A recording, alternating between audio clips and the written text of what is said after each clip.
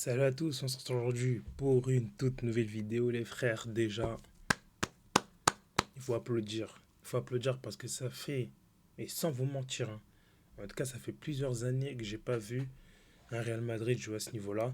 Et je sais, pour les mauvaises langues, ils vont dire oui mais attends, mais t'as joué Salzbourg, c'est une petite équipe, il n'y a pas de souci. Mais la plupart des matchs que le Real joue, surtout l'année passée, c'était contre des petits clubs. J'ai pas souvenir d'un seul match la saison passée. Il y en a eu deux où on a gagné parce que voilà, les individualités ont marqué dès le début. On a dû gagner 3-0, etc. J'ai oublié les matchs, je les ai plus tellement c'était atroce. Mais il n'y a eu que deux trois matchs, tu vois. Et les matchs, par exemple, contre Dortmund en demi-finale, en Ligue des Champions, là, en phase de poule, je les compte même pas parce qu'on s'était fait masser première mi-temps. Et après, Vinicius, il avait fait retourner le match, etc. Mais c'est depuis, j'avais fait une petite blague en disant que c'était depuis 2017, à savoir la Dream Team avec Zidane, etc. Là. Mais en vrai de vrai, il y a eu des beaux matchs avec Ancelotti. Hein. On n'est pas là pour cracher sur Ancelotti. Il a fait ce qu'il avait à faire. Il y avait des beaux matchs avec. Mais c'était plus masqué parce qu'on avait des joueurs très forts, comme Kroos, comme Karim Benzema, qui donnaient cette illusion d'avoir une équipe créative, d'une équipe qui joue avec le ballon, etc. Mais là, ce match-là, les frères, en tout cas les 30 premières minutes, j'avais rarement vu ça au niveau du Real Madrid, que ce soit le pressing, la conservation du ballon. C'était cohérent, quoi. J'ai vu quelque chose, j'ai vu une idée de jeu du début jusqu'à la fin. Alors, certes, la deuxième mi-temps, on en parlera, mais un peu plus compliqué. Après, bon, presser 90 minutes, c'est compliqué. Mais voilà, j'ai vu quelque chose de ouf. Du coup, ça, c'était la composition de base. Mais on a vu que en jeu, c'était Heusen, Chouameni et Rudiger en défenseur. Donc, Chouameni était un peu plus bas. Trent et Fran Garcia en tant que piston. Bellingham, Valverde au milieu de terrain. Arda Güler, Gonzalo, Vini en attaque et Arda Güler, quand on avait le ballon, il était reculé.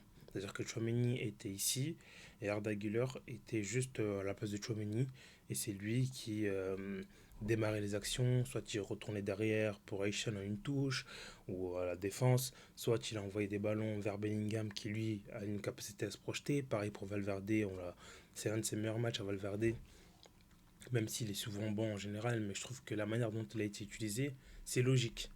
C'est pas lui qui va porter le ballon dès le début, c'est pas lui qui va construire le jeu, c'est pas lui qu'on va demander ça, c'est Arda Güler qui va descendre un cran, prendre le jeu en son compte. Il a fait un match exceptionnel. De toute façon, c'est un mec, ça se voit que là, il kiffe quoi.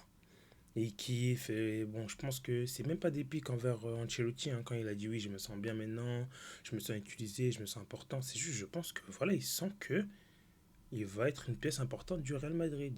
Et donc, ça se voit qu'il kiffe, il prend du plaisir. Ils ont tous été très bons, hein, Gonzalo Garcia, mais des remises de ballon, la finition qu'il a eue sur le troisième but, ballon piqué. Moi, c'est mes buts préférés. Hein. Quand tu piques le gardien comme ça me rappelle le football il y a 15 ans, etc. Là. Euh, Jeu sans ballon, pressing qu'il apporte, c'est exceptionnel. Vinicius, début de match, je me suis dit, ah non, bizarre. Mais voilà, déjà, Vinicius avec Tress, je pense que là, ça fait plusieurs fois qu'on le dit.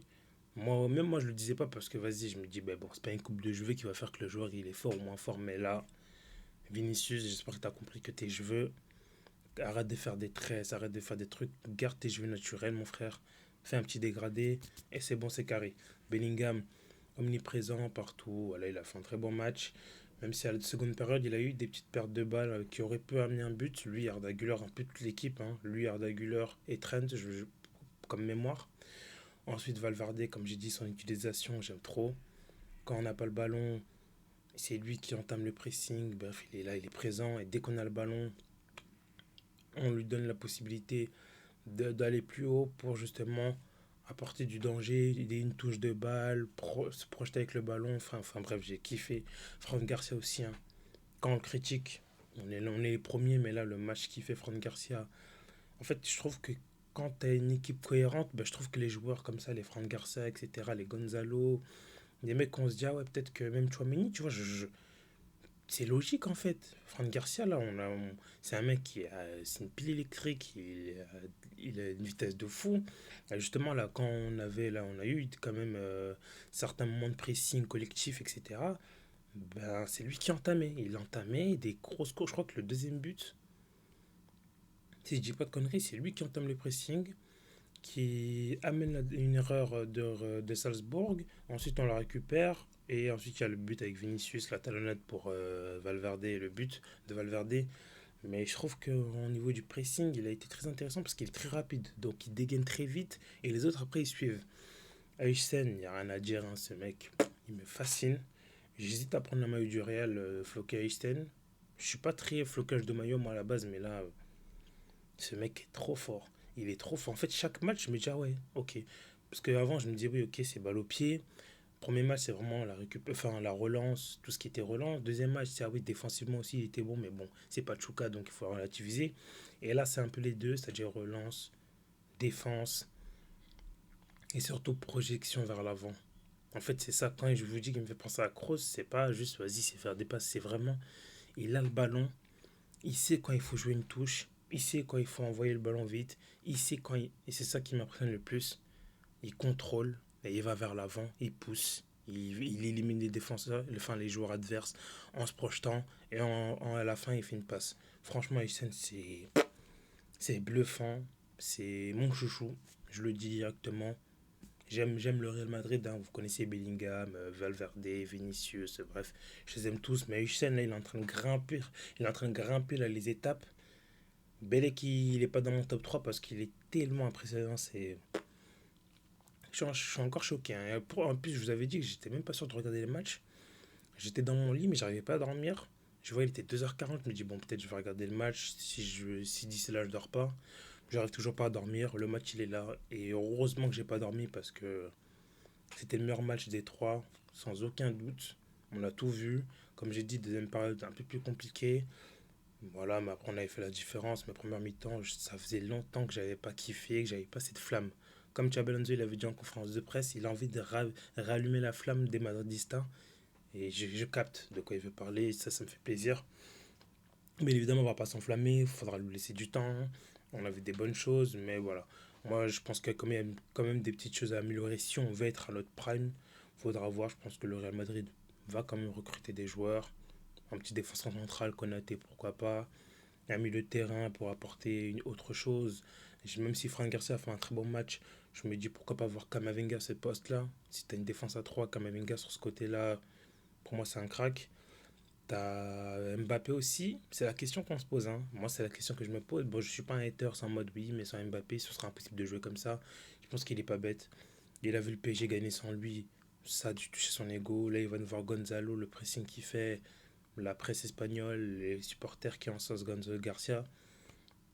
Je pense que Mbappé va vouloir. Et comme je dis, hein, là, tu presses pas dans le vent. C'est que tu presses, tu cours, mais il y a des gens qui te suivent derrière, donc c'est différent. Faudra faire. Je pense pas que ce sera aussi fluide avec Mbappé. Hein, faut pas se mentir. Gonzalo Garcia, il a couru même le troisième but. C'est lui qui fait le pressing tout seul à la 4 Je sais plus si c'était à la 40e minute. Il fait tout le taf. Mais voilà. Donc voilà, en jeu, c'était plutôt comme ça. Plus Bellingham, ouais, voilà, c'était plus que comme ça en jeu. Donc voilà, on avait des très bonnes choses. Là, on voit que l'homme du match a été Vini. Gonzalo Garcia, 8 points, ça m'étonne pas. Après, je sais même pas c'est quoi le site, mais je me base pas trop sur ça. Mais c'est cohérent. C'est cohérent, Valverde, Bellingham, Trent, j'aurais mis moins un petit peu. Voilà, la seule chose, c'est ça se voit que Trent, il est un peu timide, quoi. C'est un peu ses débuts, il doit prendre ses places, il doit prendre ses marques, il n'est pas à 100%.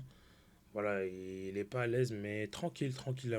J'ai vu des bonnes choses, sa patte gauche, sa qualité de centre, ses remises, etc. À un moment donné, il fait une talonnade sur Bellingham. Bellingham qui dribble le joueur et tout. Il centre, mais il n'y a personne pour suivre, c'est dommage. Mais voilà, donc tu vois, Meunier, il a fait un bon match. Je trouve qu'à ce poste-là, en fait, c'est comme s'il était en défenseur central, en milieu de terrain, pardon, défensif, mais juste il est un peu plus reculé et à côté de lui, il est aidé. Donc moi, je trouve que c'est plutôt pas mal. Rudiger, il a pas été mauvais. Courtois, encore d'habitude, il a pas eu d'arrêt décisif de ouf, mais il m'impressionne Courtois.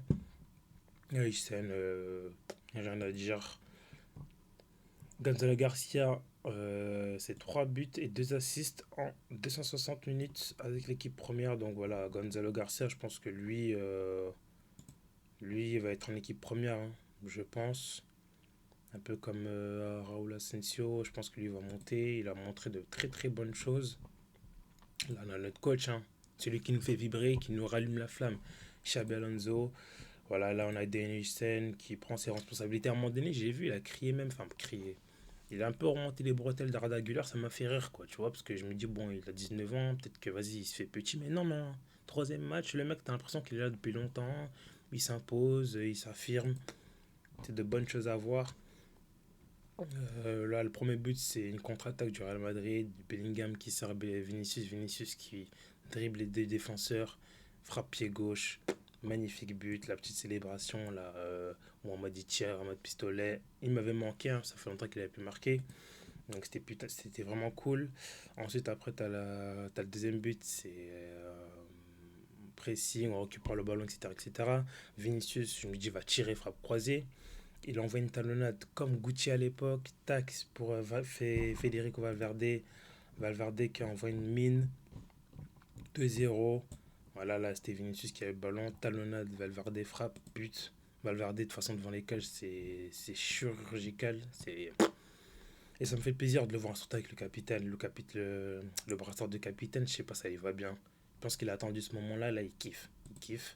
Donc voilà, on sent que les joueurs, ils sont là, ils sont contents. Ils voient que c'est un nouveau football. Ils commencent un peu à l'adapter. Ils voient que, ah oui, ça peut nous mener à ça. Je sais pas, j'ai vu des joueurs prendre du plaisir. Voilà, c'est ce qui nous manquait. C'était ça, c'est prendre du plaisir, voir des joueurs qui ont confiance en eux et arrêter de tout le temps miser sur l'individualité. Ok, c'est Vinicius qui va nous sauver. Ok, ça va être Mbappé. Ok, ça va être nanana. À l'époque où c'était Benzema. Ça a fonctionné, il n'y a rien à dire. Mais juste avoir confiance en équipe. Et cette équipe-là va permettre aux individualités fortes de performer encore mieux, comme Bellingham, Vinicius, Mbappé. Donc là, on peut voir que Vinicius a égalé le nombre de buts au Real Madrid de Gareth Bale. C'est une perf, hein, quand même, hein, à son âge. Faut le faire. Parce que Gareth Bale, quoi qu'il en dise, ce sera une icône du Real Madrid pour moi. Et de dépasser peut-être ce nombre de buts, c'est très, très, très, très bien pour Vinicius. Et Arda Güler, c'est ce que j'ai dit, hein, je vous avais dit, je crois que c'est le premier match où je disais, mais attends, mais Pedri. Moi, je suis un grand fan de Pedri, même s'il joue au Barça, je kiffe. Je me dis, mais ce mec-là, je sais pas, physiquement, il est peut-être un peu plus grand que Arda Güler, mais je veux dire, c'est le même type de joueur, hein. Je veux dire, Pedri, défensivement, c'est pas non plus Valverde, c'est pas Kanté, quoi. C'est un mec qui est très efficace quand son équipe a le ballon. Mais comme il joue en Espagne, qui prend le ballon, enfin, avoir le ballon, pareil pour le Barça, je me dis, Pedri, c'est excellent. Je me dis, mais Arda Güler, il peut jouer ce rôle-là, et c'est ce qu'il a fait ce match-là. 84 ballons touchés, 61 passes complétées, 94% de passes réussites, 3 longs ballons, un dribble, 9 duels sur 11, 4 tacles, une interception. Enfin, je veux dire, il y a un moment donné, je pense que c'est en deuxième période, début de deuxième période, il récupère là les ballons. Je me dis, mais attends, c'est ça qu'il nous faut au milieu de terrain. On le fait jouer à droite, là, on le faisait coller sur l'aile en mode il allait cavaler, il allait dribbler 3 joueurs. Non, c'est pas ce profil-là. C'est pas ce profil-là. Et là, franchement, j'ai kiffé. Et je me dis, ça peut être un petit peu notre Pedri, entre guillemets, dans le sens où c'est pas le mec qui va défendre de fou, mais qui peut t'apporter quelque chose quand t'as le ballon. Et le Real, comme ils veulent avoir le ballon, c'est hyper important. Donc, oui, il a fait un match très très solide. Pareil pour Fede Valverde, très très gros match. Ensuite, on a Brahim Diaz et Rodrigo qui sont rentrés. Un peu timide à la fin de match avec les deux là. Donc, voilà, pas une entrée folle, mais voilà. Ensuite, le troisième but de Gonzalo Garcia qui se le prend tout seul, hein. Il va presser, il récupère le ballon. On lui fait une passe. Il presse. Je crois que c'est l'adversaire qui récupère le ballon. Il y a un petit cafouillage. Il arrive à accélérer. Il fait un petit ballon piqué.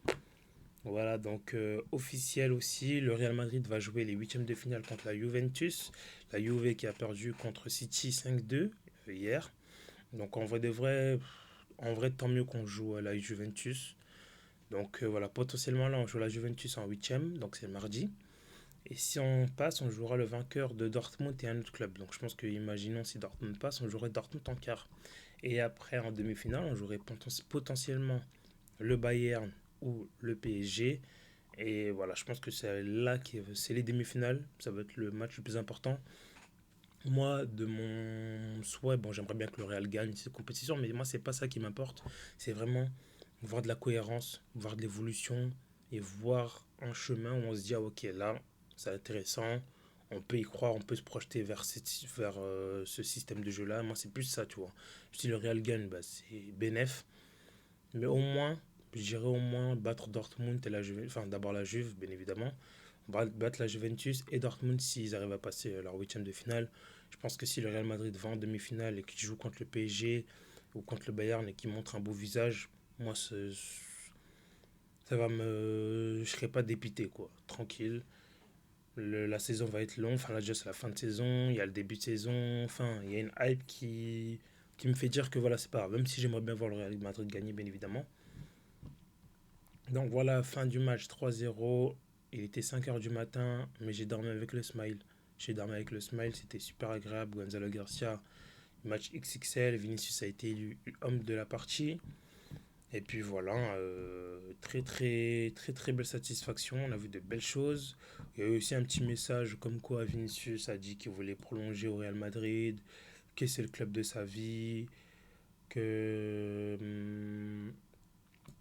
voilà, il veut pas partir, donc bon, on verra. Donc voici le tableau, j'ai oublié de vous montrer. Donc voilà, donc ça c'est nous qui aurons joué contre la Juventus.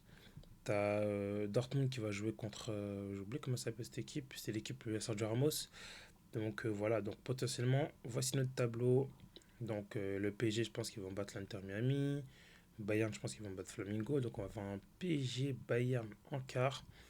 Potentiellement un Real Madrid Dortmund en quart. Et de l'autre côté, franchement, en vrai de vrai, City sont bien. City, en vrai, ils sont très bien. En fait, le Real, s'ils avaient été là, ou ouais, de ce côté-là, là, magnifique. Mais bon, en vrai, c'est pas grave. On prend les matchs qui arrivent. Je pense que Juventus est abordable, Dortmund pareil. Et après, là, il va y avoir un gros poisson ici entre le Bayern et Paris. Faudra voir. Mais voilà, j'ai très très hâte. J'espère qu'en tout cas cette vidéo vous aura plu. Si c'est le cas, n'hésitez pas à lâcher un petit like, un petit commentaire et à vous abonner. Portez-vous bien. Ciao tout le monde.